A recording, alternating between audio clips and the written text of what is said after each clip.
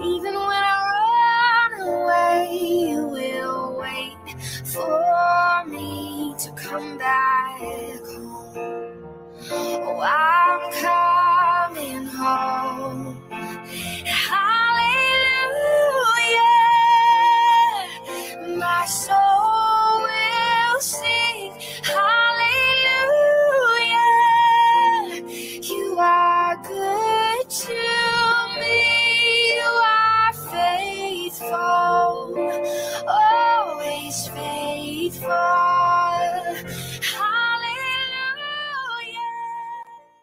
Salam saudara-saudara yang terkasih dalam Tuhan, selamat bertemu kembali. Kita bersyukur oleh karena anugerah, perlindungan dan pertolongan Tuhan selalu nyata di dalam kehidupan kita. Nah, pada hari ini kita akan kembali merenungkan firman Tuhan dari 1 Timotius 6 ayat 1 sampai 21 pada sesi yang kedua. Tapi sebelumnya mari kita tunduk kepala, kita berdoa. Bapa Surgawi, Bapa yang kami panggil dalam nama Tuhan Yesus, saat ini kami mengucap syukur untuk berkat-berkat Tuhan yang selalu melimpah dalam hidup kami, sehingga kami sehat, kami berkecukupan, dan kami tetap dikuatkan Tuhan untuk setia mengiring Engkau. Sekarang ya Tuhan, kami akan mendengarkan firman-Mu, kiranya Roh Kudus dapat menguasai hati pikiran pendengaran kami, sehingga firman-Mu yang akan kami dengar, kami mengerti, dan kami dapat jadikan sebagai pedoman dalam hidup kami, mengiring dan melayani Tuhan. Kami berdoa, kami sambut firman Tuhan, dalam nama Yesus, haleluya, amin.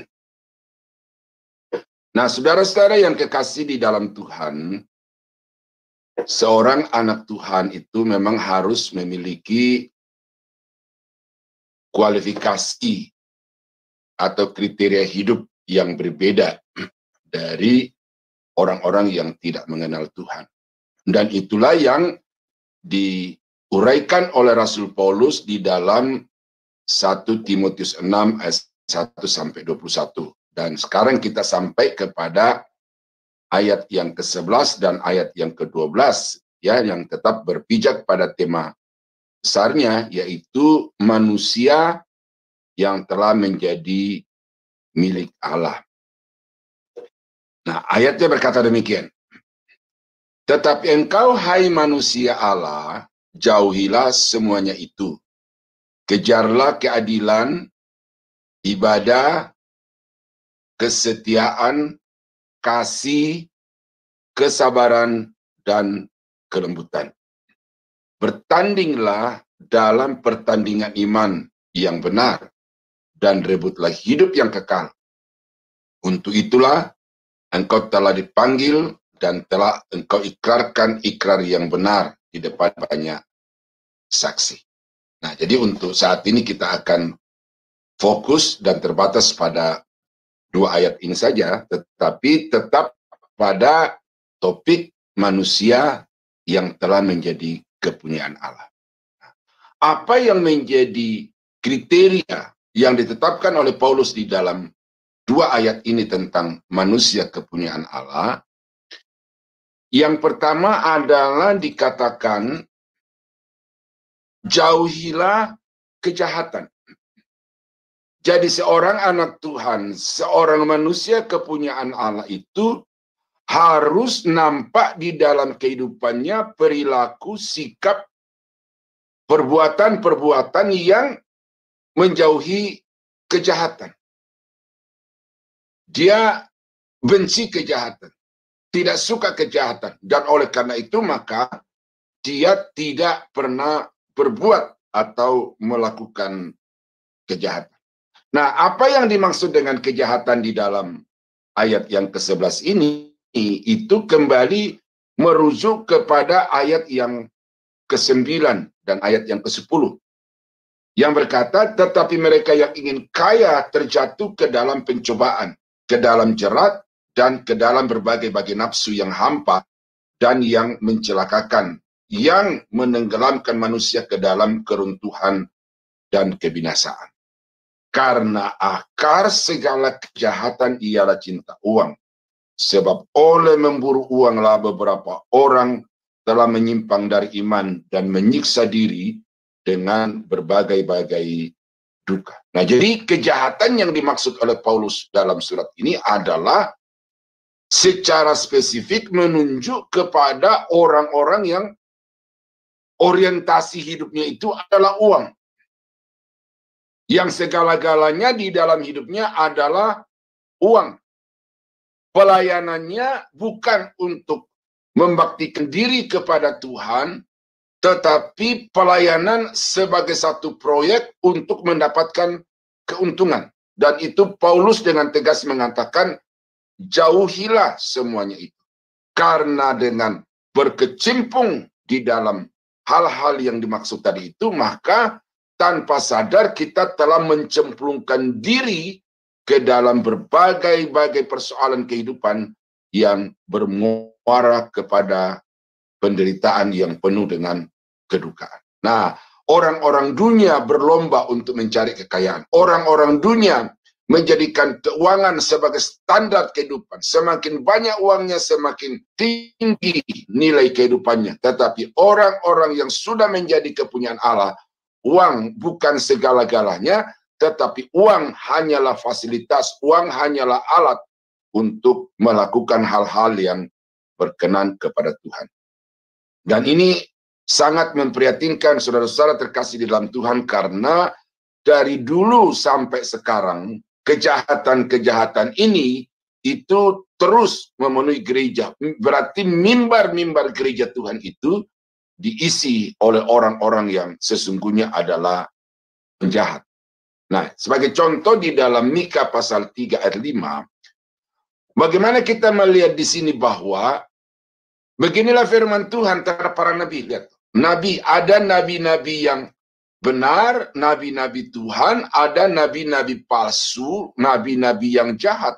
Nah, ini bersama-sama aktif di dalam kehidupan bangsa Israel dari dulu. Dan kita melihat juga sekarang ini ada guru-guru palsu, ada gembala-gembala palsu, yang juga sama-sama giat menduduki jabatan-jabatan organisasional di dalam gereja. Nah, tetapi sesungguhnya adalah penjahat-penjahat. Nah, karena itu maka mari kita melihat ayat ini. Beginilah firman Tuhan terhadap para nabi yang menyesatkan bangsaku, yang apabila mereka mendapat sesuatu untuk dikunyah, ya, apabila mereka mendapat sesuatu untuk dikunyah, maka mereka menyerukan damai. Jadi kalau ada orang yang memberikan dia makanan, memberikan dia uang, memberikan dia support secara material, maka kepada orang itu dia berkata berkat-berkat, damai-damai. Tetapi terhadap orang yang tidak memberi sesuatu di dalam mulut mereka, maka mereka menyatakan perang. Ya, jadi kita melihat di sini ada satu pemisahan yang tegas dari penjahat-penjahat rohani ini, yaitu kalau orang kaya dipuji-puji, kalau orang kaya disenangkan gitu. Tetapi kalau orang-orang miskin yang tidak memberi apa-apa, maka tindas dari atas mimbar dengan kata-kata yang keras dan juga bahkan dengan ayat-ayat Alkitab yang dipergunakan secara jahat. Nah, jadi saudara-saudara kekasih dalam Tuhan, inilah yang perlu untuk kita waspadai, sehingga Paulus berkata, jangan kamu terlibat di dalam kejahatan itu. Jauhkan diri dari kejahatan itu. Dan semakin kaya seorang pendeta, semakin kaya seorang hamba Tuhan itu bukannya semakin sadar, tetapi ya seperti apa yang dikatakan oleh pengkhotbah. Siapa mencintai uang tidak akan puas dengan uang. Dan siapa mencintai kekayaan tidak akan puas dengan penghasilannya. Ini pun sia-sia. Jadi bagaimana sekarang pendeta-pendeta itu mengumpulkan umat giat untuk melaksanakan ibadah-ibadah adalah dengan maksud untuk mengumpulkan dana sebesar-besarnya. Dan semakin kaya seorang pendeta, semakin banyak yang dia dapatkan dari jemaat yang dia layani, itu bukannya membuat puas, tetapi justru semakin haus, semakin lapar, dan kebutuhan itu akan semakin besar di dalam kehidupannya. Nah, karena itu maka hati-hati jangan sampai saudara itu termotivasi di dalam berbakti, termotivasi di dalam pelayanan hanya untuk mendapatkan hal-hal yang bersifat materi. Itu adalah kejahatan yang sangat nyata di mata Tuhan. Nah, yang kedua pada hari ini, kriteria dari manusia yang telah menjadi kepunyaan Allah adalah mengejar karakter ilahi. Di dalam ayat yang ke-11b dikatakan, keadilan, kejarlah ibadah. Ini bisa juga ini kesalehan. Kejarlah kesetiaan itu. Dan kejarlah kelembutan. Nah, ini adalah karakter dasar, karakter inti yang harus dimiliki oleh setiap orang yang telah menyatakan diri sebagai milik Allah. Dia harus menampakkan di dalam dirinya hal-hal yang dikenal, seperti keadilan, saleh, setia, memiliki kasih sabar dan kelembutan. Jadi bagaimana dia berinteraksi dengan orang lain, baik terhadap orang kaya, terhadap orang-orang susah, bahkan kepada bawahannya di kantor dan di perusahaan, maka orang-orang itu harus berinteraksi di dalam karakter hidup sebagaimana yang dikehendaki oleh Tuhan di dalam hal ini. Dan ini yang langkah dari kehidupan kekristenan, oleh karena kita melihat bahwa di gereja orang Kristen itu kelihatannya semuanya seperti malaikat. Begitu suci, pakaiannya putih, atasan dan bawahan putih, gitu ya kan? Tampak dari luar orang yang begitu saleh, tetapi begitu masuk di dalam kehidupan sehari-hari, baik di dalam rumah tangga, keluarga, masyarakat, ataupun di tempat di mana dia meniti karir, maka yang ada itu adalah ketidakadilan, kesewenang-wenangan, pengkhianatan.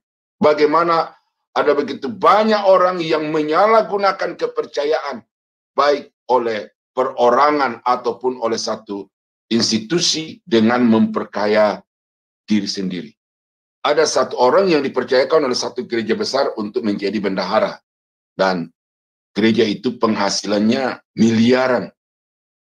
Setelah diketahui oleh gembala sidang bahwa bendahara ini telah menyalahgunakan jabatannya, akhirnya dia dipecat. Dilaporkan atau dinyatakan oleh gembala sidang bahwa orang ini telah memanipulasi keuangan gereja itu sebesar 8 miliar. Nah, bayangkan, seorang yang berprofesi sebagai pelayan Tuhan dalam gereja, sebagai seorang yang memiliki jabatan pendeta di dalam gereja, tetapi karena karakter ilahi tidak ada di dalam dirinya, akhirnya dia melakukan pengkhianatan. Ya, pengkhianatan.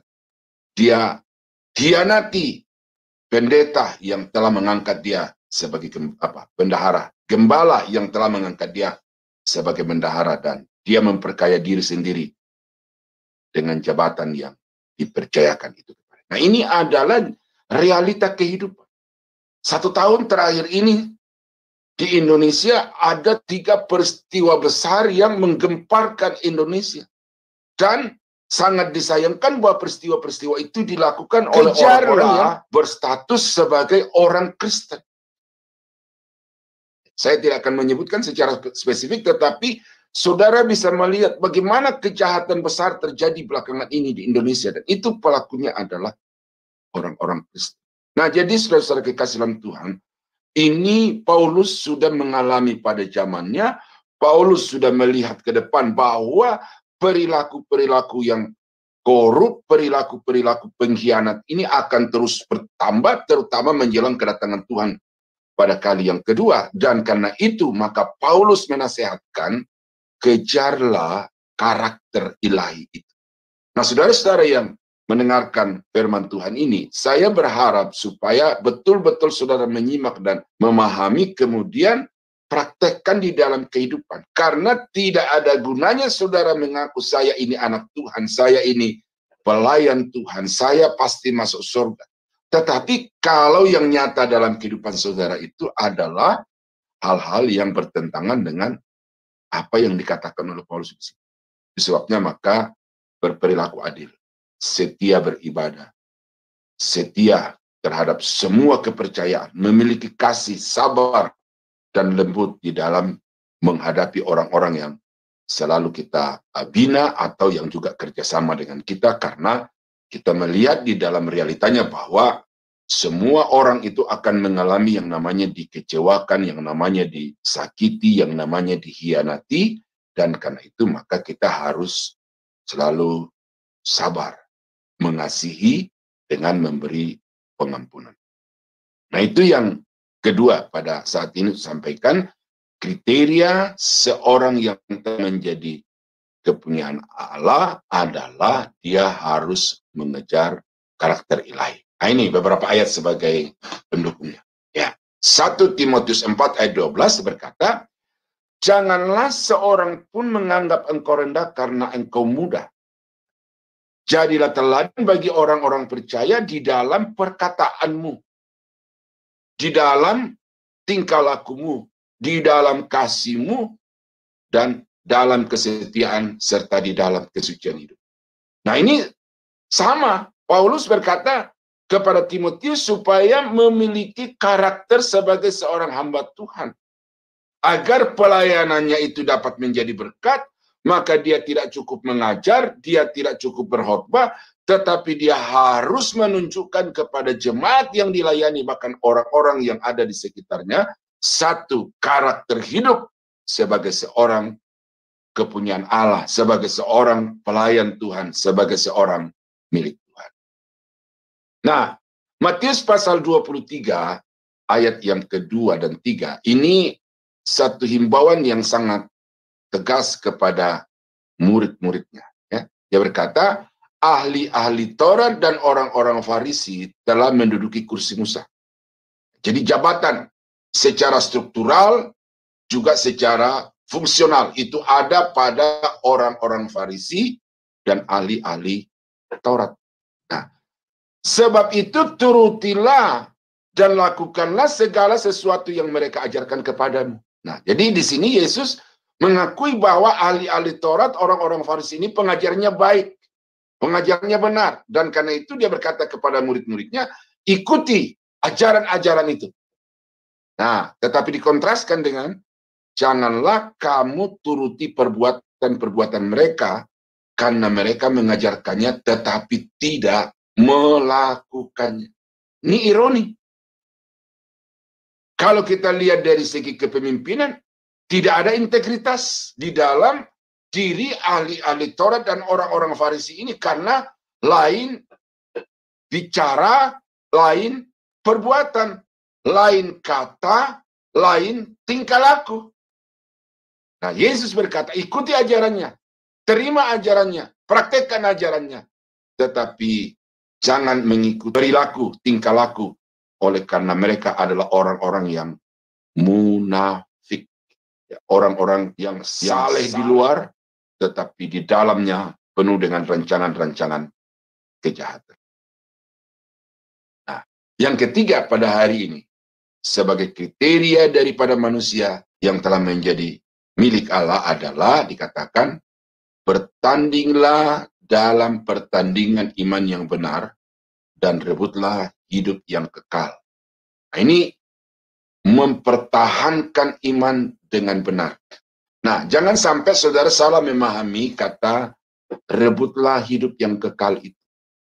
Keselamatan atau hal hidup yang kekal itu bukan sesuatu yang kita bisa perjuangkan, yang kita bisa raih dengan usaha. Tetapi hidup yang kekal itu adalah anugerah, adalah pemberian dari Tuhan yang kita dapat raih dengan iman.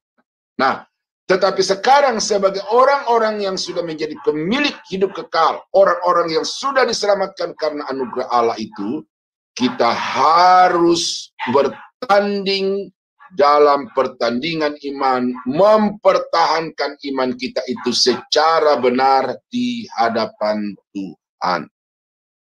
Saudara suka nonton di TV, di mana saja itu ya, baik pertandingan sepak bola, pertandingan tinju, katakan Mike Tyson gitu ya.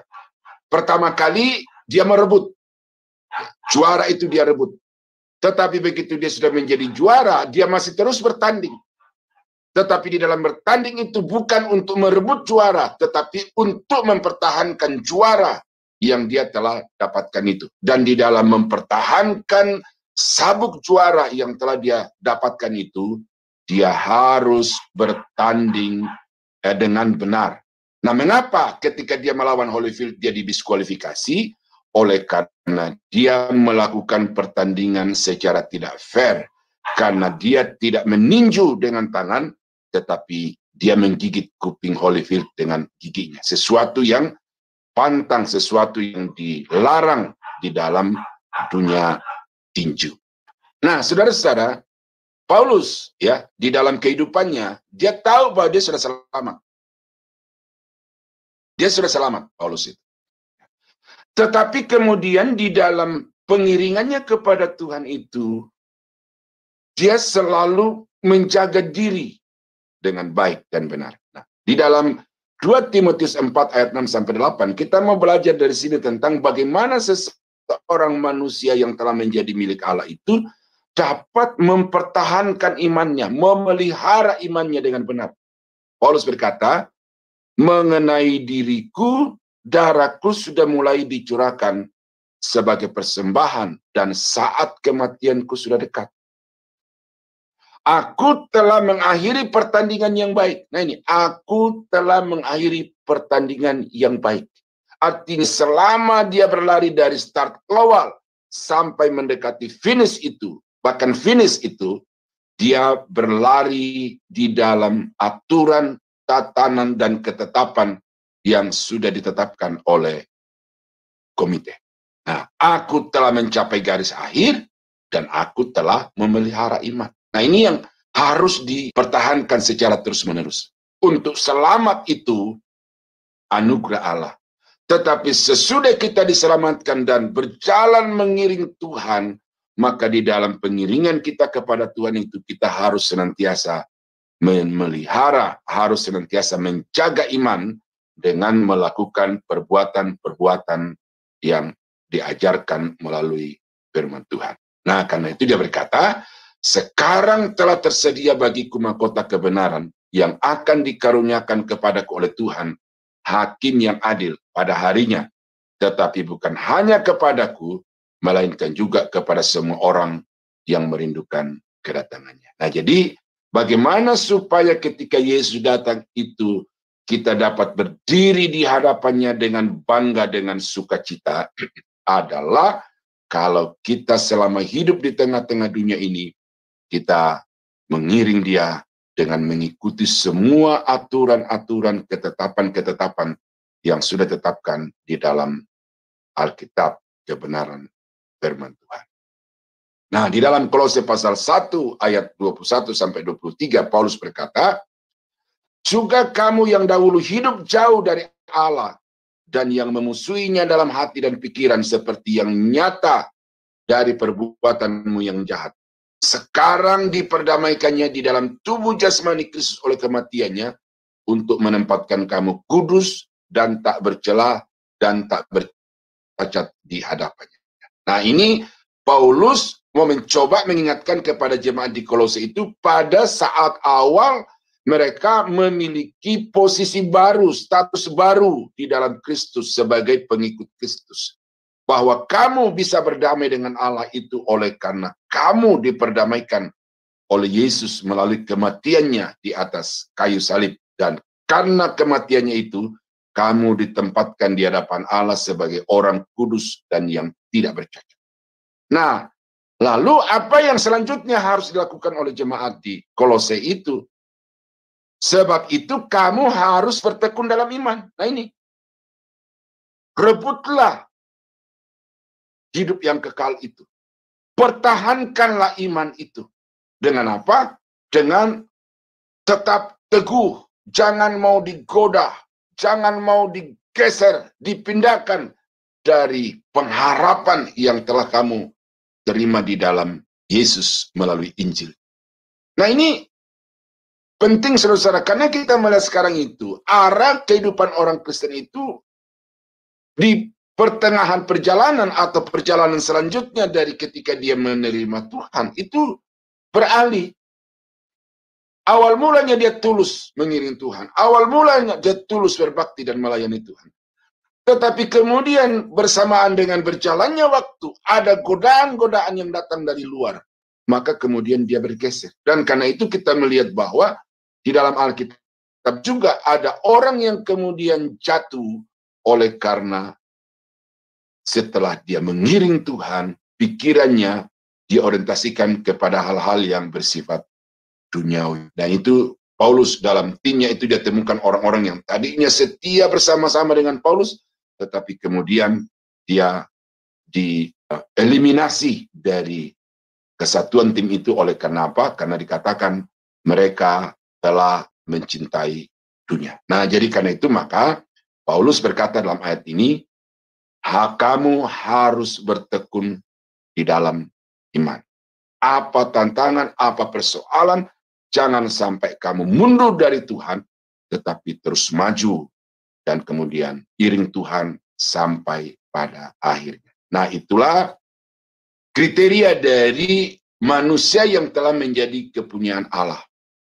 Dia menjauhi kejahatan, dia memiliki karakter ilahi, lalu dia tekun di dalam mengiring Tuhan atau di dalam memelihara iman. Nah, kiranya renungan firman Tuhan pada saat ini dapat menjadi berkat, dapat menjadi satu pemahaman baru, pencerahan baru yang lebih dalam kepada Bapak, Ibu, dan saya doakan supaya saudara betul-betul dapat menampakkan kehidupan sebagai orang-orang yang telah menjadi milik Tuhan. Mari kita berdoa. Bapa di surga, kami berterima kasih karena kami sudah diajar oleh kebenaran firman-Mu, bagaimana kami harus hidup sebagai seorang milik Tuhan, sebagai seorang anak Tuhan. Dan karena itu Bapa, tolong kami dengan Roh-Mu Kudus, dengan kuasa firman Tuhan, supaya kami mampu untuk mempraktekkan ajaran firman Tuhan ini di dalam kehidupan kami. Kami berdoa berterima kasih dalam nama Tuhan Yesus. Haleluya. Amin. Shalom, selamat datang di Zoom Sema Adonai. Kami memperkenalkan acara Zoom kami di mana banyak pengajar-pengajar yang kompeten serta profesional yang akan memberikan pengajaran tentang kebenaran firman Tuhan. Pengajar-pengajar kami terdiri dari para pendeta dan dosen dari sekolah teologi. Acara Zoom Sema Adonai ini setiap hari diisi pengajar dari hari Senin sampai hari Minggu. Zoom kami terbuka 24 jam dan menyediakan pelayanan konseling gratis. Zoom kami selalu terbuka dengan diskusi rohani. Silakan bergabung bersama kami di Zoom Sema Adonai 24 jam. Terima kasih, Tuhan Yesus memberkati.